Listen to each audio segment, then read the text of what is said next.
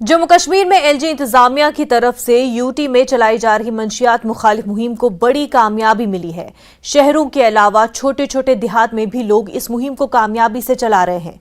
इस मुहिम को कामयाब बनाने में सबसे अहम किरदार जम्मू कश्मीर पुलिस का है। पुलिस की जानिब से नाकों और सड़कों पर चौकसी बरते जाने से मंशियात फरोशों के मंसूबे नाकाम हो रहे हैं।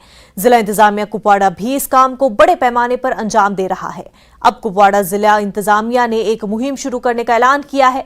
मंशियात के कारोबार में मुलव्वस अफराद के खिलाफ बड़े पैमाने पर क्रैकडाउन सूबा बनाया गया है।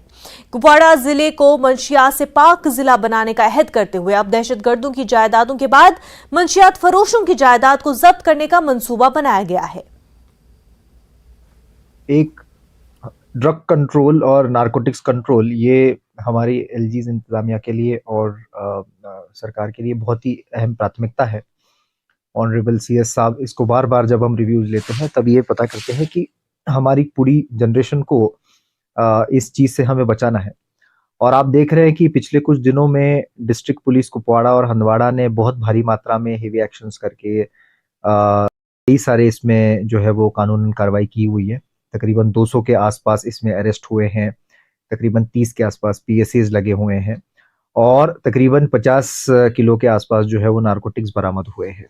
तो इसी को एक कंटिन्यूएशन और एक स्ट्रिक्ट एक्शन लेने के लिए आने वाले दिनों में जो भी इस प्रकार से ड्रग के पेडलिंग में या फिर अदर इसमें जो कार्रवाई करते हैं, तो डिस्ट्रिक्ट एनकॉर्ड की हमारी जो मीटिंग हुई उसमें डिसीजन हुआ है कि आने वाले दिनों में ऐसे पेडलर्स की जो नाजायज़ प्रॉपर्टीज़ हैं जो इन्होंने ड्रग के बिजनेस में वगैरह की उनके खिलाफ जो है वो कार्रवाई शुरू होगी, वो आइडेंटिफाई की जाएगी, सीज की जाएंगी। तकरीबन 250 के आसपास बच्चे जो है वो हमारे उसमें ऑलरेडी अलग अलग थेरेपीज और मैं कहूँगा कि रिहेबिलिटेशन का काम जो कर रहे हैं।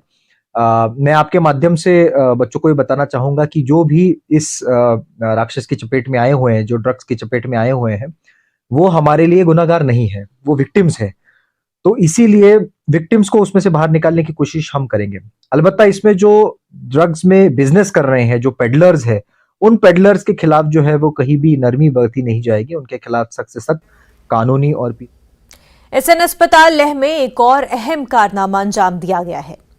अस्पताल में कामयाबी के साथ पहला ट्रांसयूरेथ्रल रिसेक्शन ऑफ प्रोस्टेट अंजाम दिया गया है। इससे पहले ऐसे मरीजों को सर्जरी के लिए लद्दाख से बाहर स्किम सोरा या दीगर मकामात का रुख करना पड़ता था।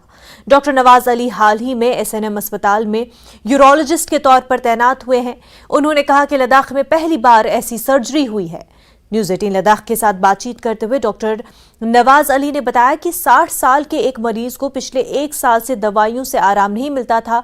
उसके बाद उन्होंने ट्रांसयूरेथ्रल रिसेक्शन ऑफ प्रोस्टेट की सर्जरी की, जो कामयाबी से अंजाम दी गई।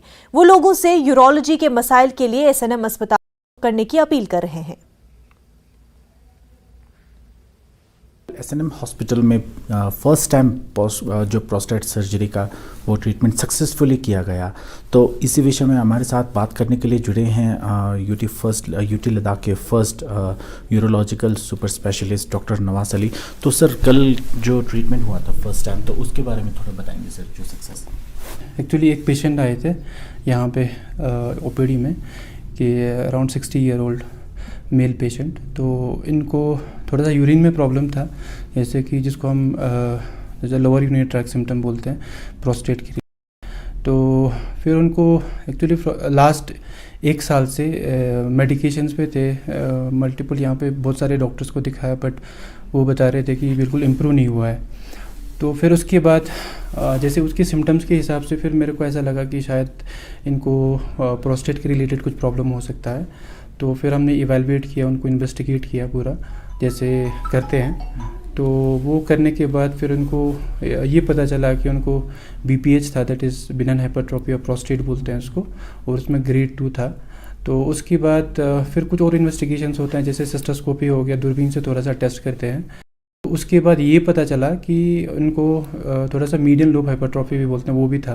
तो यूजुअली इनमें क्या होता है, ऐसे जब कंडीशंस होते हैं पेशेंट को, यूजुअली मेडिसिन से उतना रिलीव नहीं होता है। तो उनके लिए यूजुअली इंडिकेशन वो है कि सर्जरी ही इंडिकेशन होता है।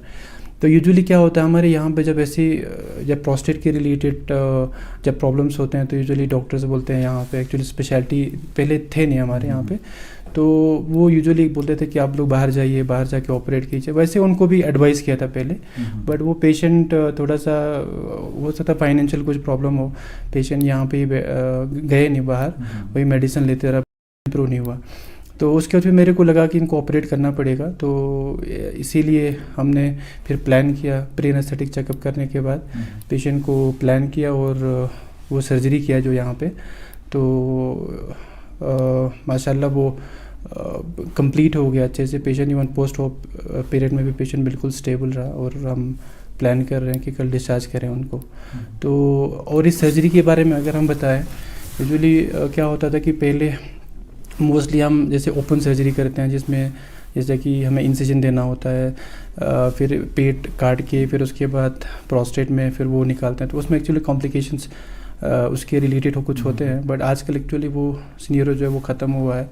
यूजुअली इसमें एंडोस्कोपिक इस प्रोसीजर में हम क्या करते हैं, पेशाब के नाली के थ्रू ही जाके, उसमें कोई इंसिजन नहीं लगता, उसके थ्रू जाके तो प्रोस्टेट को फिर वहाँ से निकाला जाता है। तो बस प्रोसीजर के बारे में इतना ही। वो पेशेंट बिल्कुल स्टेबल है, हम we are discharging tomorrow. Okay, तो सर जब से आपने एसएनएम हॉस्पिटल में अपॉइंटेड हुए तब से आपको किस तरह के सिनारियो दिखाते थे सर? जैसे यूरोलॉजी के रिलेटेड जितने भी डिजीज़ जैसे हमें बाहर देखने को मिलता है वो यहाँ पे भी है। मुझे एक्चुअली 2 महीने हुए हैं। 2 महीने अगर मैं बताऊँ तो जैसे सबसे मोस्ट कॉमन जो वो प्रोस्टेट के रिलेटेड ही डिजीज़ हैं, जैसे कि उसमें से आधे मेडिकेशन पे हैं। 3-4 पेशेंट ऐसे हैं जिनका पूरा यूरिन बंद हो गया बिकॉज ऑफ प्रोस्टेट की वजह से, और उनको फिर हमें जैसे पे कैथेटर लगाना पड़ा।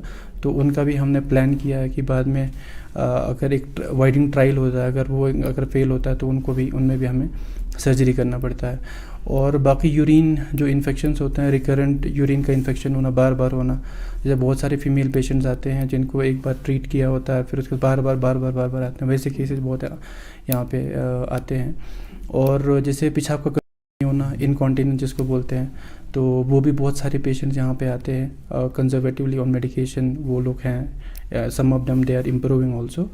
और बाकी स्टोन रिलेटेड डिजीज़ बहुत ज़्यादा कॉमन है यहाँ पे, जैसे कि किडनी में स्टोन होना, या जैसे पेशाब के जो नाली होता है जैसे यूरेटर जिसको बोलते हैं, यूरेटर में स्टोन होना, इवन ब्लैडर में स्टोन होना, वो बहुत कॉमन है। बहुत पेशेंट्स आते हैं, कुछ लोग को निकल जाते हैं विद मेडिकल एक्सपल्सिव थेरेपी, और किसी के लिए हमें ऑपरेट भी करना पड़ता है।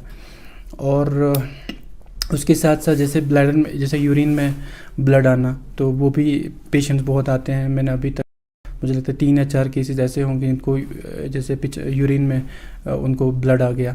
तो यूजुअली जैसे 50-60 साल के बाद जब यूरिन में पूरा ब्लड आ जाता है तो ऐसा मानते हैं मेडिकली कि अनलेस एंड अनटिल मतलब it will be bladder tumour only unless proven otherwise, ऐसे बोलते हैं। यूजुअली ब्लैडर कैंसर ही हो सकता है अगर ब्लड जैसे यूरिन में जब ब्लड आता है।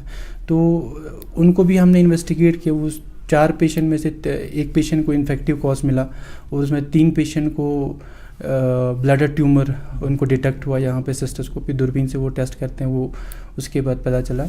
और तो ऐसे केसेस आते हैं जो यूरोलॉजी के जितना मैंने यहाँ पे देखा है अभी तक। तो सर पहले इस तरह की जो केसेस आते थे, डिजीज आते थे, उसके लिए आउट ऑफ लद्दाख जाके ट्रीटमेंट करना पड़ता था सर। अब हम कितना उम्मीद कर सकते हैं इस तरह की ट्रीटमेंट? पहले ऐसा होता था कि इवन अगर प्रोस्टेट थोड़ा सा भी निकला तो डायरेक्टली बोलते थे, अगर अल्ट्रासाउंड में रिपोर्ट किया कि भाई जैसे कि BPH है इसको पेशेंट को, तो डायरेक्टली बोलते हैं आप श्रीनगर चले जाओ, दिल्ली चले जाओ, एम्स चले जाओ। तो मैं इतना कह सकता हूँ कि प्रोस्टेट की ही नहीं बल्कि यूरोलॉजी के रिलेटेड जितने भी जो भी कंप्लेन होंगे पेशेंट के, उनके रिलेटेड अगर किसी को अगर है तो वो आ जाइए यहाँ पे, मतलब हम इन्वेस्टिगेट कर सकते हैं। तो इंशाल्लाह जितना हो सके हमेशा मेरा तो यही रहेगा कि मैं उनको अच्छे से इन्वेस्टिगेट करके यहीं पे ट्रीट करूं। इसमें से यूरोलॉजी में कुछ ऐसे डिजीज़ हैं जहाँ पे हो सकता है हमें यहाँ पे नहीं कर पाए, जैसे कि थोड़ा सा जो बड़े बड़े प्रोसीजर्स होते हैं जहाँ पे 3-3, 4-4 घंटे लगते हैं, है ना, उन प्रोसीजर में से ICU सेटअप चाहिए होता है, बहुत सारी चीज़ें चाहिए होता है। तो या किसी पेशेंट को कुछ ऐसे इन्वेस्टिगेशन चाहिए होता है जो यहाँ पे नहीं मिलता है, जो यहाँ पे नहीं होता है, जैसे कि DTP स्कैन हो गया, PET हो गया। तो उन कंडीशन में हो सकता है हमें पेशेंट को यहाँ से रेफ़र करना पड़े। लेकिन मैं ये भी आप लोगों को मैं ये कहना चाहता हूँ, यूजुअली यहाँ पे क्या होता है, पेशेंट को बोलता है बाहर चले जाओ, उनको पता नहीं होता बाहर जाके कहाँ जाना है। तो मैंने बहुत सारे ऐसे पेशेंट देखे जिनको बोला दिल्ली चले जाओ, दिल्ली चले गए और कोई प्राइवेट नर्सिंग होम में मिल गया और वहाँ पे उनको अननेसेसरी इन्वेस्टिगेशन कराते हैं। तो और ट्रीटमेंट भी आई डोंट थिंक उतना इफेक्टिव ट्रीटमेंट नहीं मिलता उनको। तो मैं आप जितने भी जो आपके व्यूवर्स हैं उन सबको मैं ये बताना चाहता हूँ, आप लोग यहाँ पे आ जाइए, हम अच्छे से इन्वेस्टिगेट करेंगे। अगर हमें लगता है कि अगर पेशेंट को रेफ़र करना हो तो हम ऐसे हॉस्पिटल में रेफ़र करें ताकि उनको बेटर से या बेस्ट ट्रीटमेंट मिले। तो बस। अच्छा, लास्टली सर, आप लद्दाख के फर्स्ट यूरोलॉजी सुपर स्पेशलिस्ट हो, तो आप अपने बारे में भी थोड़ा बताएंगे सर। मैं करगिल से बिलोंग करता हूँ। करगिल में टाम्बिस मेरे विलेज का नाम है, और जो बेसिक स्कूलिंग मेरा वहीं पे हुआ है 10th तक करगिल में ही गवर्नमेंट स्कूल में। उसके बाद 11th-12th जम्मू में किया, मैंने जम्मू से किया है। जम्मू में वहाँ government Shri Ranbir higher secondary school से की। तो उसके बाद MBBS स्किम्स से किया है, और फिर मैंने PG किया है पोस्ट ग्रेजुएशन SMHS हॉस्पिटल से। तो उसके बाद फिर 2 साल मैंने बाहर काम किया है वो regional institute of medical science Imphal Manipur से मैंने फिर ये MCH की डिग्री किया। उसके बाद फिर मैं इधर आ गया हूँ यहाँ पे। अच्छा, तो लास्टली जो व्यूवर्स को, हमारे व्यूवर्स को होगा सर, उसके लिए कुछ मैसेज, जो इस तरह की डिजीज़ होंगे या शक भी होगा उनको कि इस तरह के कुछ सर। मैं व्यूवर्स को इतना बताना चाहता हूँ, जो लोग भी सुन रहे हैं या जिनके घर में किसी भी उनके फैमिली मेम्बर्स को अगर यूरोलॉजी के रिलेटेड अगर कोई प्रॉब्लम्स हो, है ना, तो मैं चाहता हूँ कि मैं उनको ये बोलना चाहता हूँ कि आप लोग यहाँ पे आ जाइए। आप लोग बेसिक इवैल्यूएशन यहाँ पे कर सकते हैं, और जो डिजीज़ यहाँ पे ट्रीट हो सकता है वो हम यहाँ पे करेंगे, कोशिश करेंगे।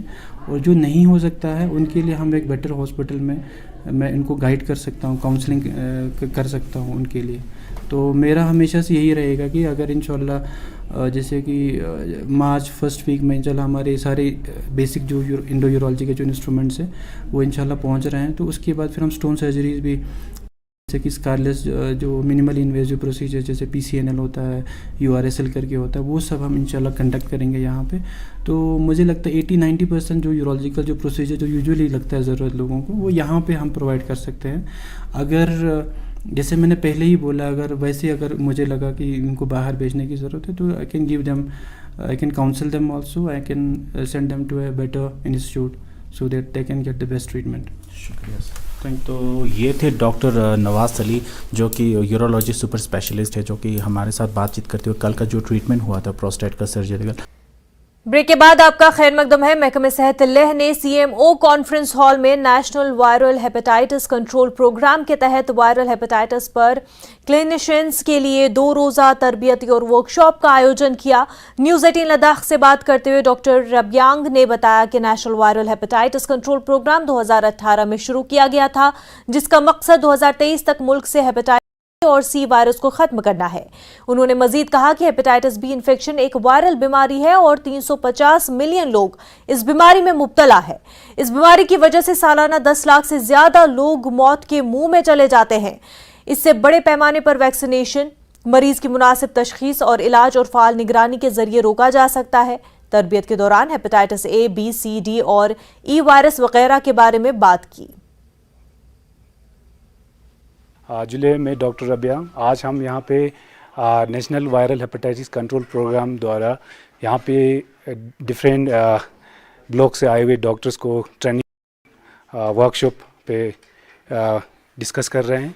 तो इसमें ऑब्वियसली जो हेपेटाइटिस B इन्फेक्शन एक वायरल डिजीज़ है जो थ्रू आउट दी ग्लोब एक बर्डन बना हुआ है disease. 350 million people are suffering from this disease, and more than 1 million deaths occur every year.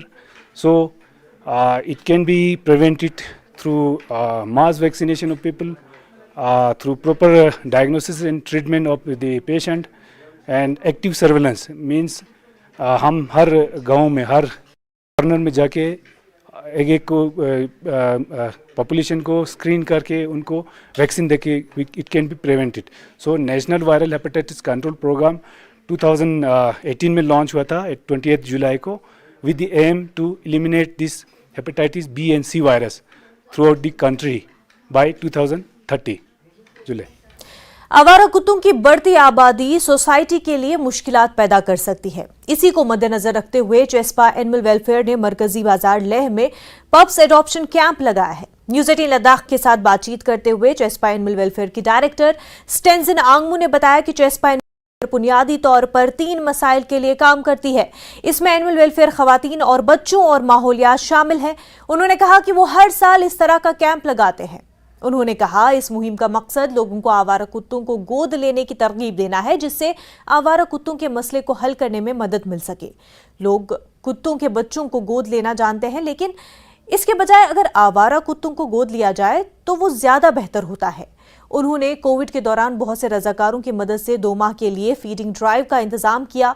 लोगों के लिए अपना पैगाम शेयर करते हुए उन्होंने कहा कि कुत्तों को मारना या जहर देना कोई हल नहीं है. इस वक्त हम हैं मेन बाज़ार ले के मेन बाज़ार में, जहाँ पर स्ट्रे पप्स का एक एडॉप्शन कैंप चल रहा है.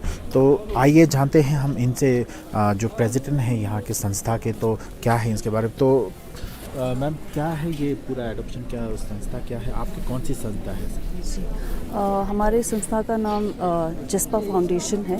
सो हमारा 3 पिलर्स है जो हम 3 मेन इश्यूज़ के बारे में काम कर रहे हैं अभी. One is animal welfare, women and child और एनवायरनमेंट पे. तो अभी एनिमल वेलफेयर के लिए हम हर साल हर महीने हम कोशिश करते हैं कि एक अडॉप्शन कैंप लगाए स्ट्रे पपीज़ के लिए. सो जैसा कि हम सब जानते हैं कि लद्दाख में स्ट्रे डॉग्स का कितना बड़ा प्रॉब्लम है, पॉपुलेशन कितना एक्सप्लोजन हो गया है. तो अभी गवर्नमेंट भी बहुत कुछ कर रही है, पर जितना गवर्नमेंट और बाकी और ऑर्गेनाइजेशन कर रही है वो इनफ नहीं है. जब तक हम सब मिलजुल के कुछ बड़ा सा ना करें. सो सबसे आई थिंक इम्पॉर्टेंट इस पॉपुलेशन को कंट्रोल करने के लिए है वो स्टेरिलाइजेशन है. सो अडॉप्शन कैंप एक हो सकता है. तो अभी के लिए since we are very new, तो हमारा सिर्फ 1 ही साल हुआ है अभी ऑर्गेनाइज फॉर्म होके. तो अभी हमारा फ्यूचर में हम एक स्टेरिलाइजेशन सेंटर भी बनाना चाहते हैं. तो जब तक वो ना बने तब हम ऐसे छोटे छोटे सोल्यूशन पे अभी निर्भर हो रहे हैं. जी. तो ये आपने स्टार्ट कब से किया था एडॉप्शन कैंप लगाना? हमारा फर्स्ट अडॉप्शन कैंप अनऑफिशियली हमने 2015 में सबसे पहले अडॉप्शन कैंप स्टार्ट किया था. उसके बाद फिर 2 साल बहुत साल के गैप के बाद फिर हमने अभी दिसंबर 2019 के दिसंबर से फिर से स्टार्ट किया था. हाँ जी. तो एडॉप्शन के अलावा आपने कहा कि कोविड टाइम में भी फीडिंग करते थे? जी. हाँ जी. कोविड टाइम पे जब सारा रेस्टोरेंट्स और ये सब बंद हो गया था तो स्ट्रे डॉग्स का सर्वाइव होना बहुत मुश्किल हो गया था. तो हमने बहुत सारे वॉलंटियर्स को इकट्ठा किया और एक और ऑर्गेनाइजेशन के साथ हमने एक फीडिंग ड्राइव स्टार्ट किया था. वो हमने 2 महीने तक तो ये कब का जो एडॉप्शन आप करते हो वो किस तरह करते हो? महीने में करते हो, साल में करते हो? गर्मियों में हम कोशिश करते हैं कि अब हमारा organisation is completely volunteer based है. वो कम्प्लीटली वॉलंटियर पे चलता है. तो वॉलंटियर के जितना हमारे पास वॉलंटियर अवेलेबल होता है उस पर डिपेंड करता है. तो अगर हमारे पास इनफ, गर्मियों में बहुत सारे वॉलंटियर्स आते हैं, जैसे बच्चे छुट्टियों में कॉलेज से छुट्टियों में वापस आते हैं, घर पे आते हैं, तो उनके पास टाइम होता है. तो उस टाइम पे हम ट्राई करते हैं कि हर महीने में एक बार हम कम से कम एक अडॉप्शन कैंप करें ताकि वो अडॉप्ट होके घर पे ले जाए. क्योंकि एक पपी अगर एक अडॉप्ट हो जाता है तो वो रिस्पॉन्सिबिलिटी ले लेंगे वो लोग ना, जो अडॉप्ट करेगा. तो उसके बाद वो स्टेरलाइज भी हो जाएगा अपने आप. वो लोग जब रिस्पॉन्सिबल ले लेते हैं। तो ये जी। जब पपी आप कहाँ से ला रहे हो सर? वो स्ट्रीट में से हम वैसे हमें ढूंढना नहीं पड़ता है। जैसे हम एडवर्टिजमेंट डालते हैं तो हमें बहुत कॉल्स आते हैं बहुत लोगों का कि हमारे स्ट्रीट में कुछ पपीज़ है, फिर वो लोग लेके आते हैं यहाँ पे। तो अभी हमारे पास 6 पपीज़ है, तो इनमें से 5 पपीज़ हायल इंस्टीट्यूट से आया है। उन्होंने रिक्वेस्ट किया था कि वो लोग अपने जितने भी उनके कंपाउंड में स्ट्रे पपीज़ है वो उनके अडॉप्शन के लिए, तो वो आया है आज। जी। तो दूसरी बात ये आपके संस्था के बारे में 3 चीज़ें कही थी, वो आप रिपीट कर सकते हैं? जी, तो हम मेनली 3 पिलर्स है मेजर इश्यूज़ के बारे में हम काम करते हैं। एक एनिमल वेलफेयर, एक विमेन एंड चाइल्ड, और एक एनवायरनमेंट पे। एनवायरनमेंट जी।